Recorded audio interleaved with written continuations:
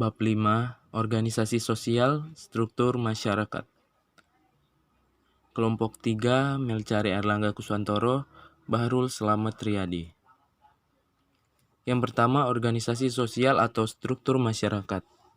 Organisasi sosial mencakup pranata-pranata atau pranata sosial, dapat disebut juga institusi sosial atau lembaga sosial yang menentukan kedudukan lelaki dan perempuan dalam masyarakat dan dengan demikian menyalurkan hubungan pribadi mereka.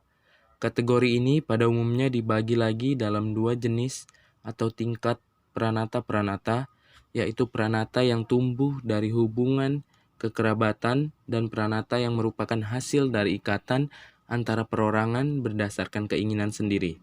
Struktur-struktur kekerabatan mencakup keluarga dan bentuk kelompok yang merupakan perluasan keluarga seperti suku atau klan.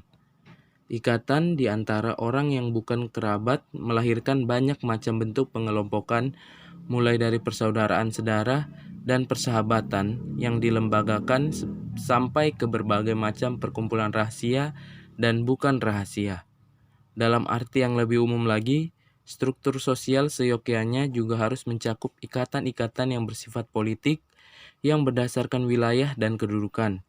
Dapat dikatakan bahwa semua pranata-pranata dan fungsi-fungsi sosial melalui pengaturannya mengatur perilaku generasi yang akan datang, tentang sanksi-sanksi yang berlaku, serta pola-pola tingkah laku yang disetujui memungkinkan tercapainya kohesi dan kelanjutan dari kebudayaan.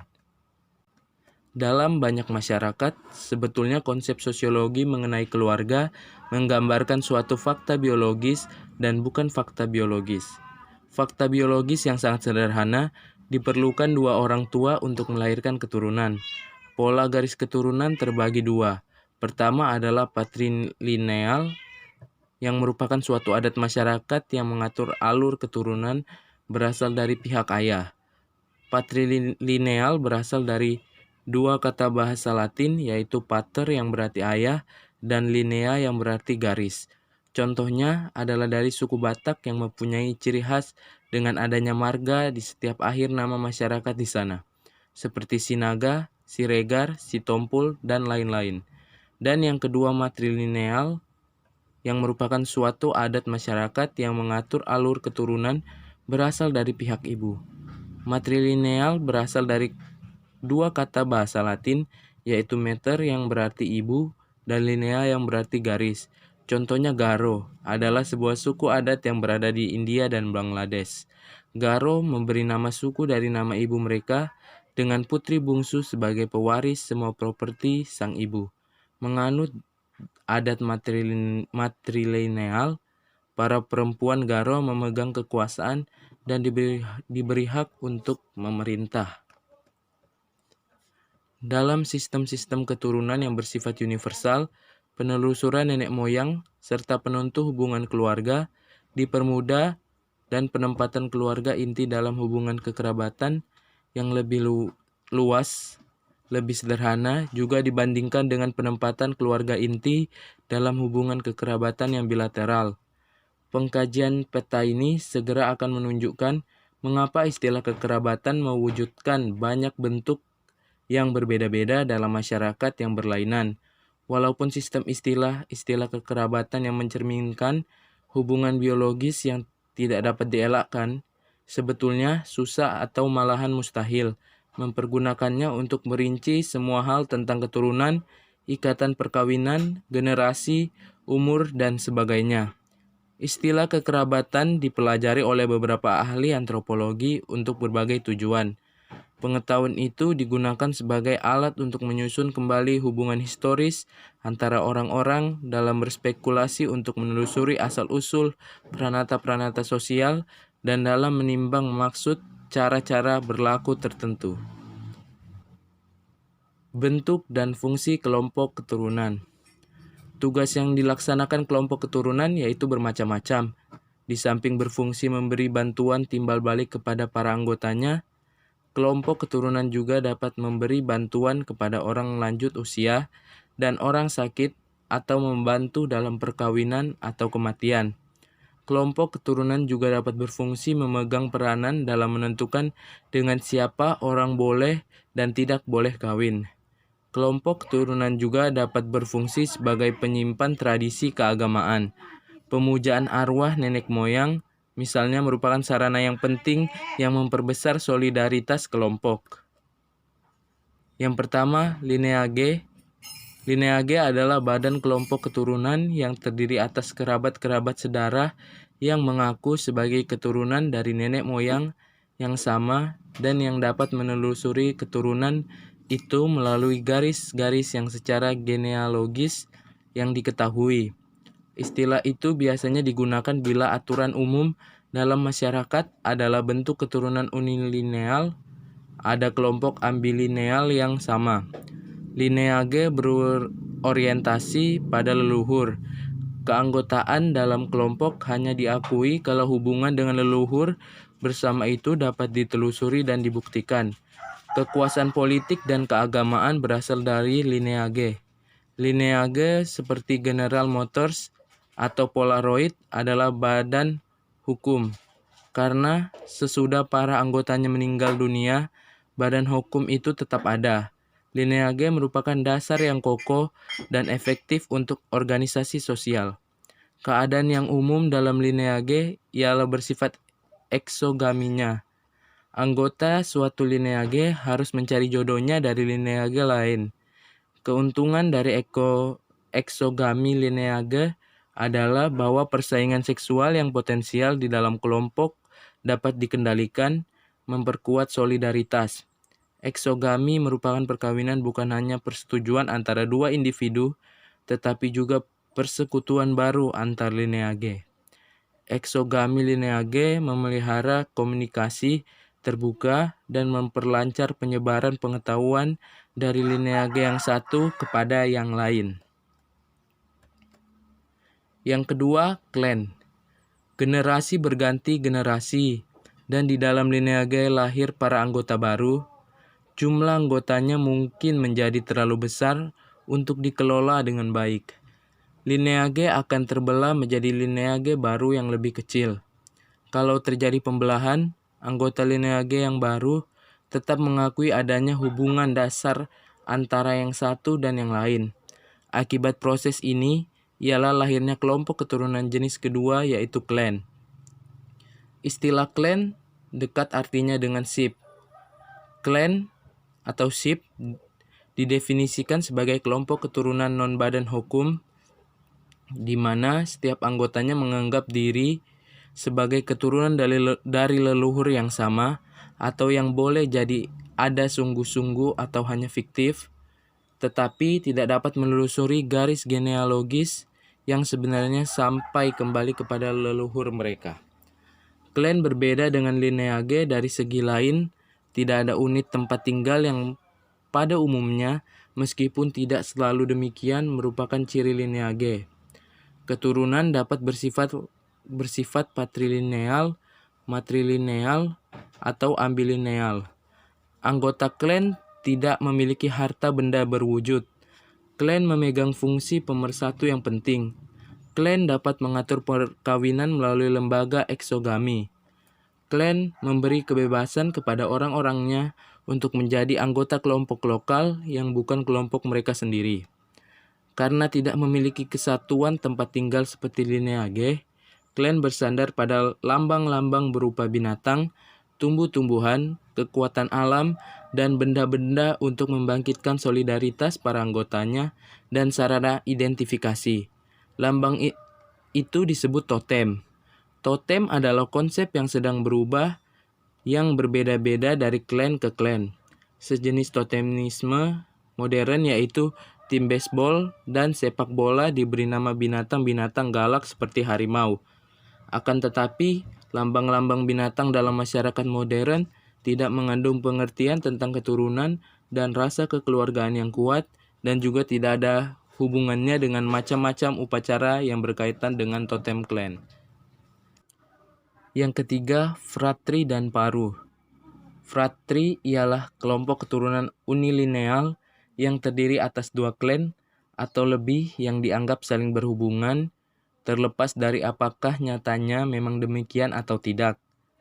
Para anggota fratri tidak menelusuri secara teliti keturunan mereka dengan leluhur bersama mereka, meskipun mereka mengakui bahwa leluhur itu tidak ada.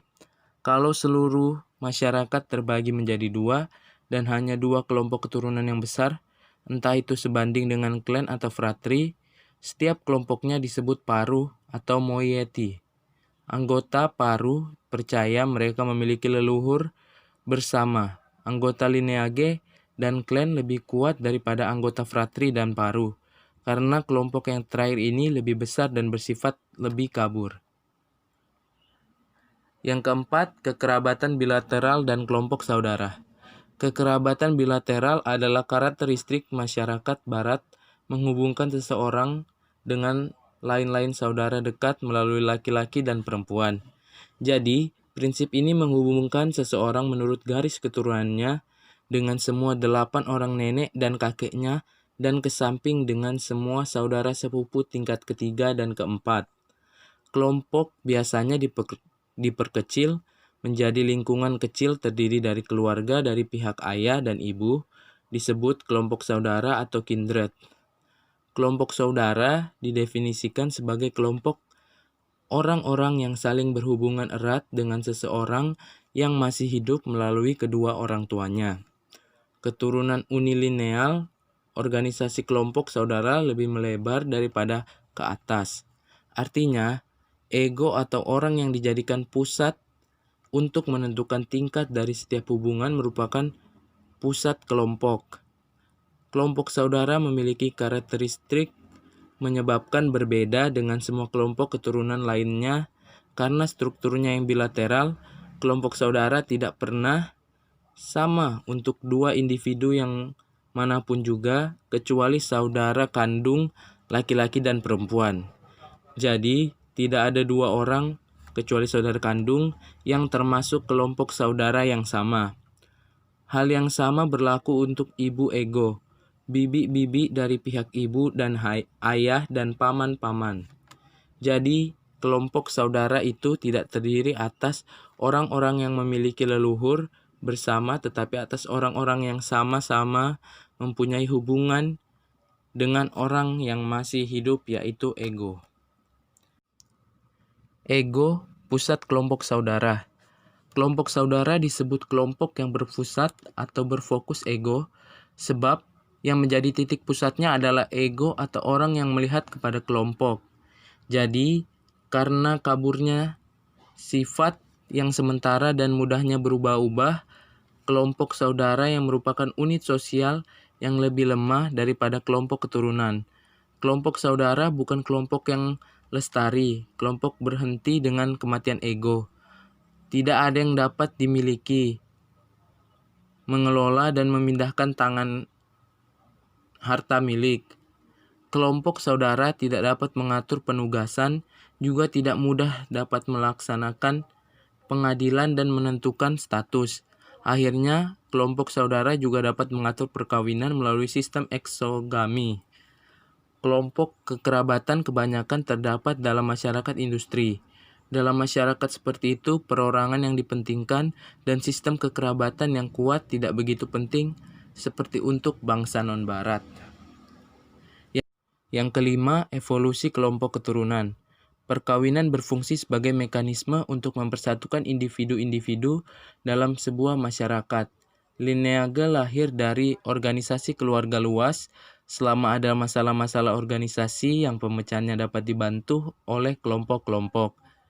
Inti keluarga itu pria dari keluarga patrilokal, wanita dari yang matrilokal, dan pria maupun wanita dari ambilokal. Lineage akan hilang landasan ekonominya apabila sumber dayanya diambil oleh lembaga-lembaga politik yang timbul. Akan tetapi, klan mungkin tetap hidup kalau tetap mengandung fungsi integratif yang penting. Sistem unilateral adalah sebuah sistem kekerabatan yang anggotanya menarik garis keturunan hanya dari satu pihak saja, yakni ayah Y atau ibu X. Sistem ini dibagi menjadi 3, yaitu sistem kekerabatan matrilineal atau garis keturunan dari ibu, sistem kekerabatan patrilineal atau garis keturunan dari ayah, dan sistem kekerabatan parental atau garis keturunan dari ayah atau ibu. Kelompok kekerabatan dapat dibagi dalam dua golongan. Pada golongan yang pertama, hubungan kekerabatan diperhitungkan dengan mengambil satu keluarga yang masih hidup sebagai pusat perhitungan atau sering disebut sebagai Egorint kin groups. Pada golongan yang kedua, hubungan kekerabatan diperhitungkan dengan mengambil seorang nenek moyang tertentu sebagai pangkal perhitungannya atau sering disebut Ancestorint kin groups. Kelompok kekerabatan yang termasuk pada golongan yang pertama adalah kindred, keluarga luas, sedangkan kelompok kekerabatan yang kedua adalah keluarga ambilineal kecil, keluarga ambilineal besar, klan kecil, klan besar, fratri, dan paroh masyarakat. Yang keenam, sistem istilah kekerabatan. Menurut para sarjana antropologi, masalah istilah kekerabatan dapat dipandang dari tiga sudut, yaitu yang pertama dari sudut cara pemakaian istilah kekerabatan pada umumnya, yang kedua dari sudut susunan unsur-unsur bahasa dari istilah-istilahnya, dan yang ketiga dari sudut jumlah orang kekerabat yang diklasifikasikan ke dalam suatu istilah. Menurut para sarjana antropologi, istilah kekerabatan dapat digolongkan menjadi 6 tipe. Keenam tipe itu adalah yang pertama tipe Hawaiian. Dalam tipe ini, semua saudara sepupu mempunyai istilah yang sama dengan saudara sekandung. Tipe ini sering juga disebut generation type. Yang kedua tipe Eskimo. Dalam tipe ini istilah untuk saudara sepupu disebut dengan satu istilah yang berbeda dengan istilah untuk saudara sekandung. Tipe ini disebut lineal type. Tipe Iroquois. Dalam tipe ini, saudara sekandung yang paralel kausin mempunyai istilah yang sama dengan saudara sekandung, tetapi berlainan dari saudara sepupu yang cross kausin. Tipe ini seringkali juga disebut bifurcate merging type. Tipe Sudan yang keempat. Dalam tipe ini, baik paralel kausin maupun cross kausin masing-masing mempunyai istilah khusus yang berbeda lagi dari istilah untuk saudara sekandung. Tipe ini seringkali juga disebut bifurcate collateral. Yang kelima, tipe Omalna. Dalam tipe ini, paralel kausin mempunyai istilah yang sama dengan saudara sekandung sebaliknya. Cross kausin dari pihak ayah mempunyai istilah yang berbeda dari cross kausin dari pihak ibu, tetapi istilah cross kausin melanggar prinsip generation sehingga cross kausin dari pihak ayah mempunyai istilah yang sama dengan anak saudara wanita dan cross kausin dari pihak ibu mempunyai istilah yang sama dengan saudara ibu dan ibu. Dan yang terakhir, tipe Crow. Dalam tipe ini, paralel kausin mempunyai istilah yang sama dengan saudara sekandung. Cross kausin mempunyai istilah yang khusus yang melanggar prinsip generation sehingga cross kausin dari pihak ayah mempunyai istilah yang sama dengan saudara wanita ayah dan ibu ayah, dan cross kausin dari pihak ibu mempunyai istilah yang sama dengan anak saudara laki-laki. Kesimpulannya, dari pembahasan di atas dapat disimpulkan bahwa sistem kekerabatan merupakan bagian yang sangat penting dalam struktur sosial. Kekerabatan adalah unit sosial yang terdiri dari beberapa keluarga yang memiliki hubungan darah atau hubungan perkawinan. Anggota kekerabatan terdiri dari atas ayah, ibu, anak, menantu, cucu, kakak, adik, paman, bibi, kakek, nenek, dan seterusnya. Asal mula dan perkembangan keluarga dalam masyarakat telah lama menjadi perhatian para ahli-ahli dalam ilmu sosial. Dalam kajian sosiologi, antropologi, ada beberapa macam kelompok kekerabatan dari yang jumlahnya relatif kecil hingga besar.